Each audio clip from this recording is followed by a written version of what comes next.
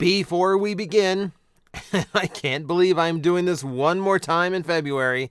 Thank you very much to Teletran4 for joining my Patreon campaign. I really do appreciate it. I appreciate all of you guys. Like, literally, I don't think I went a single day in February without a shout out. You guys have been incredibly supportive. It means the world to me. February was a really rough month. We had there's some drama at home that needs to be handled. I haven't told anyone publicly because like I don't want anyone to think I'm milking it for sympathy or anything like that. But just it's helped me a lot. So thank you guys so much for doing it. And yeah, you guys are supporting. I will keep grinding. Looks like we're going to be reviewing all of Beast Machines, and frankly, we're almost halfway to also making me review Transformers Prime. So I've got a lot of work to do for you guys, and I'm willing to do it. If you're willing to stick around, I am willing to grind. All right. So I posted on Twitter the other day, just as a general curiosity, and I asked, how big do we make a new Tidal Wave toy? And you guys had opinions. With over 120 comments and 56 retweets. You had some ideas. So we need to talk about this apparently because Tidal Wave is one of those characters that just keeps coming up. I think anytime Hasbro announces that any new Titan is on the way, or after a brand new Titan is released and it's not Tidal Wave, there is another big push to make the next Titan Tidal Wave by the fandom. So it's a never-ending cycle of here's a Titan. It's not Tidal Wave. You should make it Tidal Wave next time. Now, obviously, Hasbro has their own ideas, thoughts, agendas, etc., and where they think things like Armada fall in the nostalgia pool. We're just now getting an actual focus on Armada with the new Hotshot and Starscream, and now we have Optimus and Megatron on the way, and probably a few more. I wouldn't be surprised. Point being, it's only here in the last year Hasbro has actually seen Armada as a viable nostalgia market. So the fact that Tidal Wave has been skipped for this long is not that much of a surprise. So now we actually need to discuss, now that Armada seems to be back and that we're actually like celebrating it now, how do you handle Tidal Wave? Because you all had a lot of opinions. So just to start it off, let's take a look at what the original Tidal Wave was, just for people who are new to this. Tidal Wave was what was called a Gigacon. That was a size class in Armada that equates to what Ultra class used to be, and essentially what Leader class is now. It was a size between Leader and Voyager, back when Leaders were essentially like closer to Commander class. So like the size classes have changed quite a lot over the years. It was a really cool toy though. It was a really cool toy. It was simple in nature, very simple in articulation, but the vehicle mode looks super cool. It had a really cool trick of its own that we're going to discuss later. Really cool Minicon interaction. Probably one of my favorites amongst the Unicron trilogy for any Minicon interaction.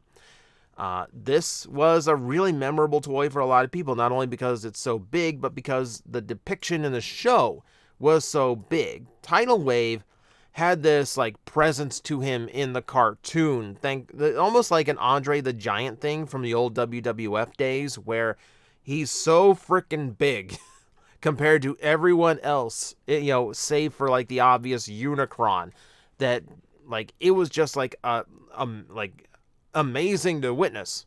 It's just like how like to just see like, and like remember this is like early 2000s. Titans weren't a thing yet. Combiners were a long forgotten gimmick of the 80s. This was like pretty big to see like such a gigantic Transformer on screen. Here you can see where he actually dwarfs the super mode Optimus Prime. Not even super mode. He's combined with Jetfire in this scene.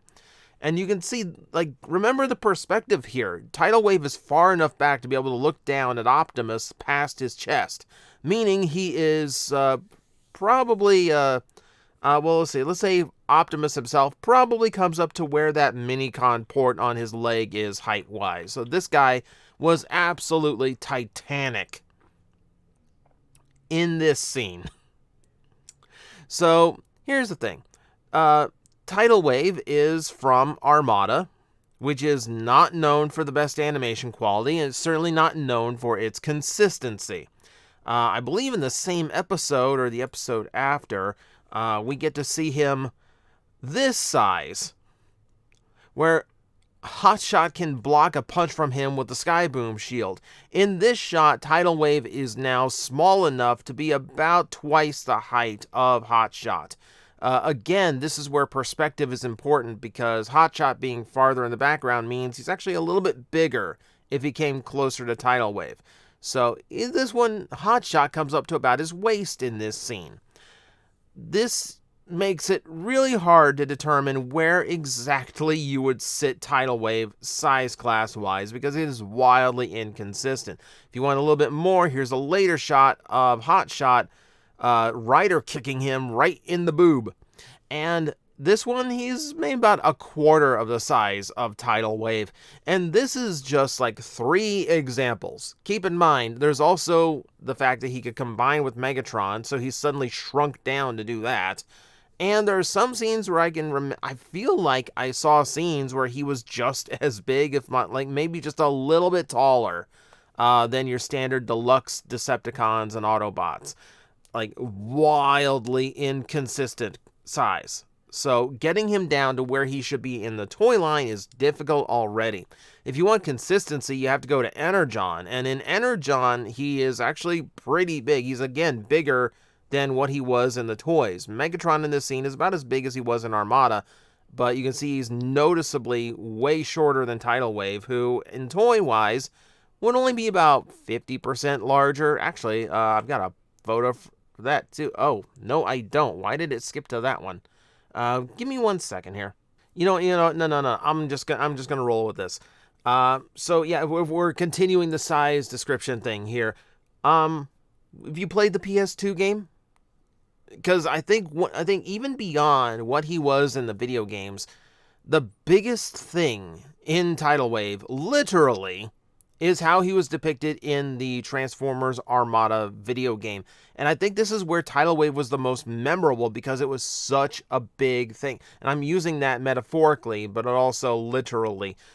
As you can see, he is absolutely gargantuan in the game. There is literally a scene where you are running, there's an entire level dedicated to running around inside him in vehicle mode, to the point where you can stand right where his head is, and his head dwarfs you, even in that scene. And then you get to this part where you have to fight him at this size.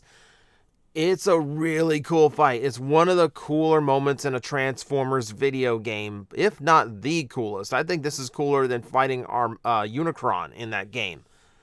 But this gives you an idea of just like how different the size discrepancy is with every depiction of this character. Not even remembering the fact that, as far as the toys go, he's only a little bit taller than Megatron. And normally when I say that, I would be like measuring head height. No, we can't, because he's got these huge blocks of plastic over his shoulders, so we have to judge him based on that. And he's, yeah, bulk-wise, he's only a little bit taller than Megatron was. So for the people who grew up with the toys, even a Commander-class Tidal Wave would feel way too big to be like suitable for the character. This further muddies the waters. And so really, what do you do? Like, how big do you actually make this guy? So we're going to go through a few arguments. We're going to go through a few different depictions, and I'll give you my opinion at the end. But there's a lot of arguments here. So a lot of you in the comment section on that Twitter account, on that Twitter post, you guys said that he has to be able to combine with Megatron. That for you, like, that was the key feature, that Megatron has to be able to combine with Tidal Wave. And in that sense, you said Commander class. Well, number one, let's remember what the combination with Megatron looked like. It's not good. It is not good. It is literally his independent vehicle forms clamped onto his arms and back, not really forming anything. They're just hanging off of him. And then, like, his turret rotates to the front, and his turret couldn't even point straight when he did it. This is not a good combination. This is just a stuff piled onto him combination. Like, there's no general, like, upgrade going on here. It just feels like a bunch of junk. And the junk is so heavy, like, the toy basically just became useless. You combine them, you put them down and go, there he is. Like, you couldn't play with it in this form. You couldn't. It was a statue. He was, you were lucky if his arms could hold up. I always hated this combination. I think I did this once on the original toy, and that was it. Outside of, like, maybe doing it for the review. I've never liked how this looks. It looks sloppy. And it doesn't look like anything was dedicated to actually doing a combination. It just looks like they just cobbled things together that the engineering somehow allowed.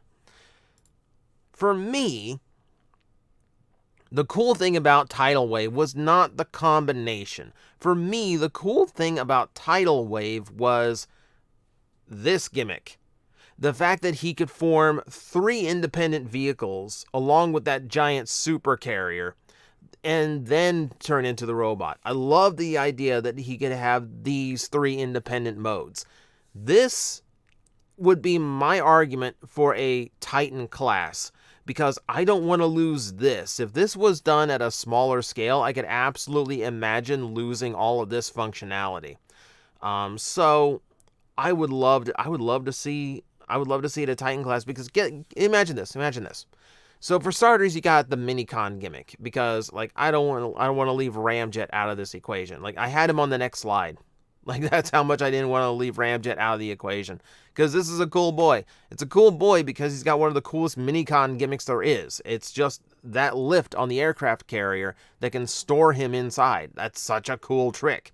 I would love to retain that. I would love for them to actually include Ramjet in the equation. The only way that happens is going to be if it is at Titan class. Anything smaller, and I can imagine them leaving that out. I mean, frankly, like, they couldn't even be bothered to include Drill Bit with Metroplex. So maybe they leave it out regardless.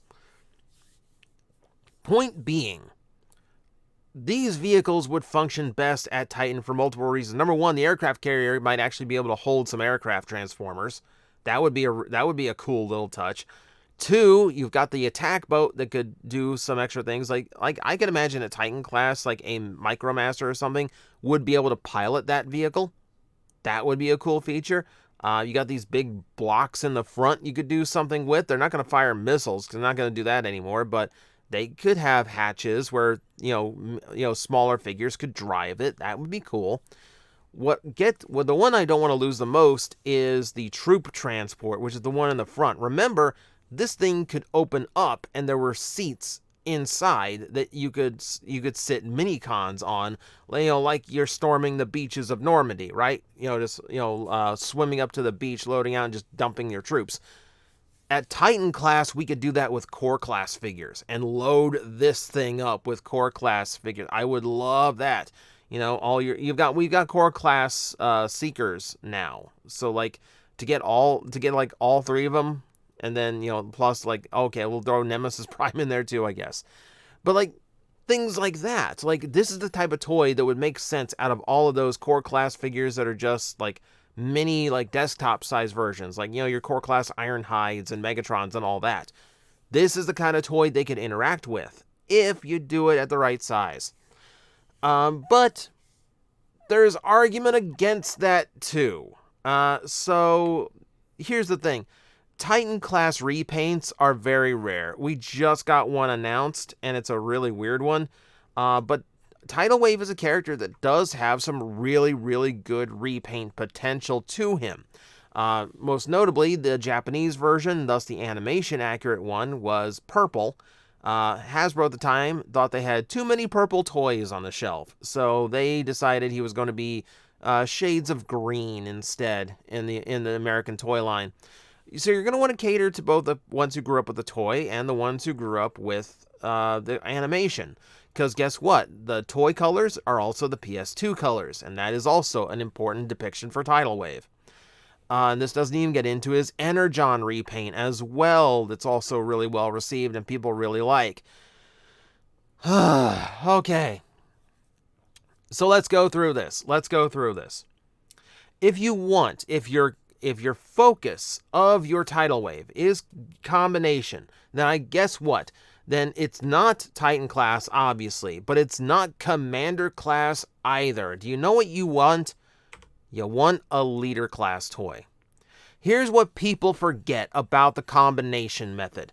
The reason it works is that Megatron and Armada was also a Gigacon size class. They were the same price point, which back then meant they had the same weight. That's the only reason why the Armada Megatron combination works, because Tidal Wave, despite his size, is still light enough to hang off of Megatron's arms and back without, hampering the toy or breaking anything.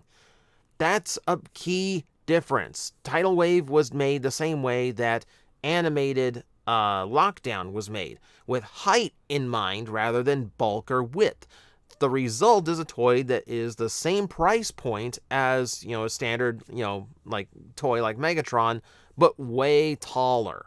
It's also one reason why the toy is so clean and kibble-free and simple to transform, and simply articulated, I would also imagine. So if you really want the combination, what you want is a leader class toy, and this is generally what I would recommend. So I feel like with Armada Megatron coming out soon, this year, I feel like next year, a leader class Decepticon does need to be an animation accurate Tidal Wave. So, hear me out. It would be a Tidal Wave dedicated to the combination sequence on Megatron.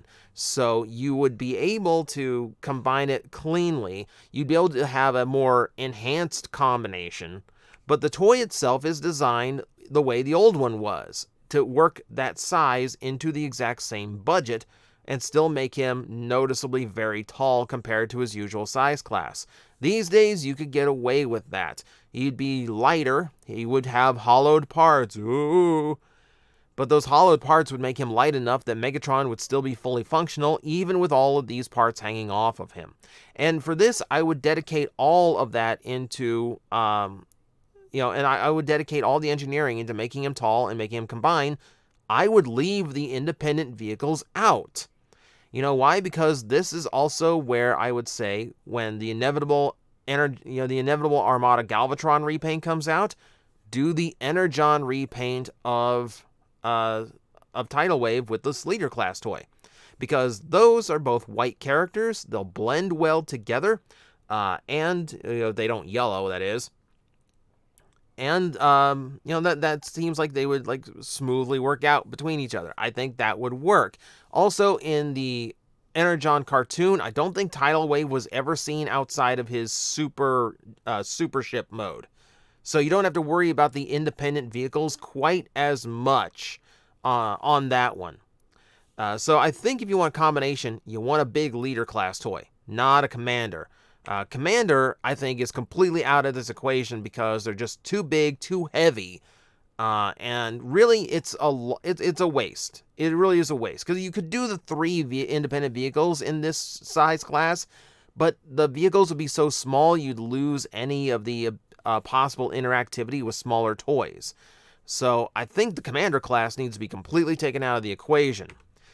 Titan class is where I would have a toy-accurate Tidal Wave. Maybe coming out, okay, so Megatron is this year. I would have Tidal Wave at Leader Class 2024. So 2025, I would do Titan class Tidal Wave in the toy-accurate colors, so he has that size and gravitas of him that the PS2 game had.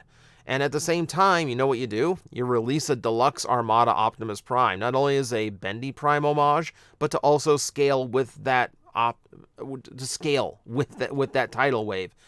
So we could have the crazy PS2 depiction, right? Like that one. So that's how I would balance it. I don't think it's possible at this point that there is going to be one Tidal Wave toy to settle it. I think you need two.